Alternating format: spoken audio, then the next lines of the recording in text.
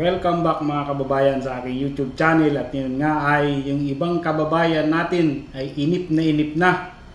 At ano nga ba ang nangyayari na sa DMW? At hanggang ngayon ay wala pa ring schedule ng second batch na mag-i-exam ng CBT ng computer-based test ngayong 2024. Ano nga ba ang nangyari na? Bakit hanggang ngayon wala pa rin silang listahan na binibigay na mag-i-exam ng second batch ng EPS topic exam? At yung ibang kababayan nga natin ay atat na at yung iba ay ready na para sa exam, tapos hanggang ngayon ay wala pa rin silang binibigay na listahan ng mga mag-i-exam ng second batch. At yung iba nga ay nakakaawa din kasi yung iba nagtatanong kasi malalayo nga yung lugar nila. At syempre kumbaga mag-i-exam sa DMW, tapos kung ikaw ay taga Cebu, syempre kailangan mag-schedule ng flight ng eroplano para makarating ka ng DMW para mag-exam. At syempre kailangan din nila malaman agad, kasi kung malalaman nila ngayon tapos hindi sila nakapag-book ng ticket sa eroplano at ura mismo ay pa-flight sila kinabukasan, mahirap yun kasi mahal ang plane ticket kapag ura mismo ay pa-flight ka na. Kaya nakakaawa din.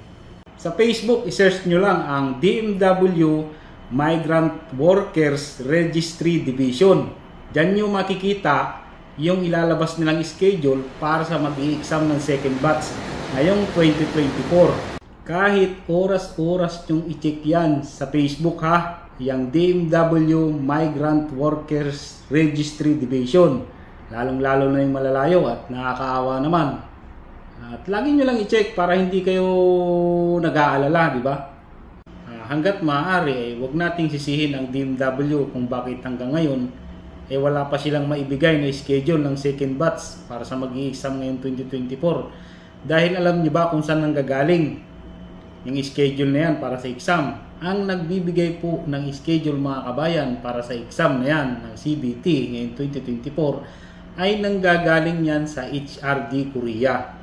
Sila ang nagbibigay ng schedule para sa exam ng computer-based test. Kaysa naman magtatanong kayo ng magtatanong sa iba, mahirap kasi diyan lumalabas yung mga yung iba diyan pilosopo At lalo lang kayo may stress pag yung magtatanong kayo tapos ang sagot sa inyo hindi maganda, pangit pagka ganoon.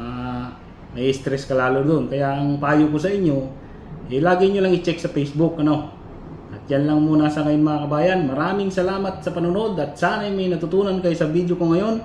At magkita-kita ulit tayo sa susunod ko na upload ng video. Bye bye!